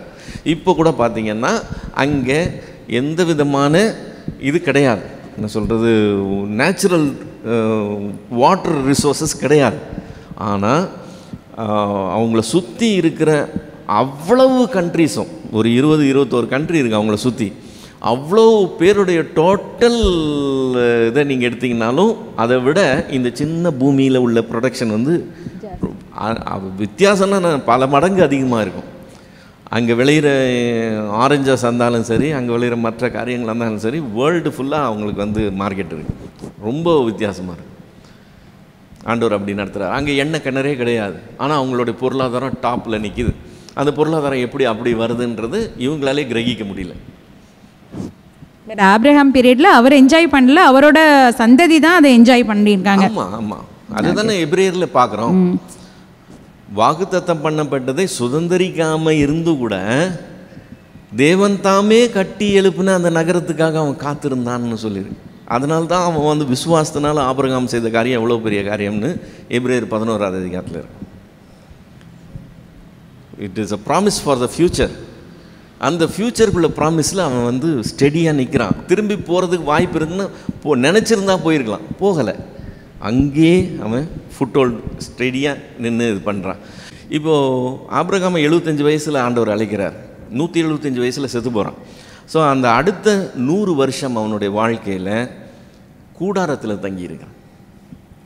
வீட்டில் தங்குறதுன்றது வேறு, கூடாரத்தில் தங்குறதுன்றது வேறு. நீங்கள் எங்கேயாவது கேம்ப் அடித்து டென்ட்டில் தங்கியிருந்தீங்கன்னா தான் கூடாரத்தில் தங்குறதுனா என்னன்னு தெரியும். ஃபஸ்ட்டு டே ஜாலியாக இருக்கும், என்ன, செகண்ட் டே பெட் இல்லை, ஸ்டூல் இல்லை, டேபிள் இல்லை, இதெல்லாம் தெரிய ஆரம்பிக்கும். தேர்ட் டே நம்ம மண்ணிலே போட்டு அந்த என்ன தான் நீங்கள் மேலே ஷீட்டு விரிச்சா கூட அந்த மண் மேலே பட ஆரம்பிக்கும். ஃபோர்த்து டே நம்ம ஒரு நரிக்குறவு கும்பல் மாதிரி ஃபீலிங் வந்துடும். நீங்கள் என்ன குளித்தாலும் அது சரியாக இருக்காது. அப்போது ஒரு வாரம் 10 நாளைக்கு மேலே டென்ட்டில் தங்கணுன்னா எப்படி இருக்கும்? ரொம்ப கஷ்டம். ஃபேனு கிடையாது, ஒன்றும் கிடையாது, ரொம்ப கஷ்டமான விஷயமா இருக்கும். வீட்டில் இருக்கிற சௌகரியங்கள் வேறு, டென்ட்டில் அது எதுவுமே கிடையாது. ஆபிரகாம் 75 வயசில் வெளியே அடுத்த 100 வருஷம் கூடாரத்திலே இருக்கிறான், கூடாரவாசியாகவே இருக்கிறான். அந்த வாக்குத்தத்தம் ஒன்றை பிடிச்சிக்கிட்டு கர்த்தர் சொன்னார், இந்த தேசத்தை தருவேன்னு சொன்னார், என்னை இங்கே கொண்டு வர சொன்னார், இங்கே போக சொன்னார், அவ்வளோதான். அந்த ஒரே காரியத்துக்காக அவங்க கடைசி வரைக்கும் நிற்கிறத பார்க்குறோம். இதை தேவன் பெரிய காரியமாக எடுத்துக்கிறார். அதை அவன் ஒன்றுமே அனுபவிக்கல லைஃப்பில். ஆக்சுவலாக அவனும் சரி, ஈசாக்கும் சரி, அடுத்து யாக்கோபும் சரி, இவங்க யாருமே வாக்குத்தத்தம் பண்ணப்பட்டதை பெறாமலேயே அந்த வாக்குத்தத்தத்தின் விசுவாசித்து நின்றுக்கிட்டு இருந்தாங்க. ஸோ இப்போ நமக்கு வாக்குத்தத்தம் இருக்குது. நம்ம அந்த வாக்குத்தத்தத்தை எதிர்பார்த்து இருக்கிறோம்னா, நம்ம இந்த பூமியில் அந்த வாக்குத்தத்தத்தை எவ்வளோ நம்பி எப்படி இருக்கிறோங்கிறது இவங்கள பார்த்து நம்ம கற்றுக்கொள்ள வேண்டிய விஷயம். அதனால தான் அவங்க பரதேசிகளாய் சந்தரிச்சாங்களாம். அந்த பூமியில் அவங்க பரதேசிகளாய் சந்தரிச்சாங்க. இந்த பூமியில் நீங்களும் நானும் பரதேசிகளாய் சஞ்சரிக்கணுமா? ஏன்னா நம்ம சொந்த தேசம் அங்கே இருக்குது. நமக்குன்னு உள்ள ஒரு இதை சொன்ன நமக்கு இங்கே சொந்த வீடு கூட இல்லை. அங்கே தான் சொந்த வீடு இருக்குது. இங்கெல்லாம் டெம்பரவரி, கொஞ்ச நாள் இருக்க போகிறோம். நீங்கள் எத்தனை கோடிக்கு கட்டினாலும் கொஞ்ச நாள் தான் இருக்க போகிறீங்க அந்த வீட்டில். நமக்கு பர்மனெண்ட் பிளேஸ் அங்கே தான்.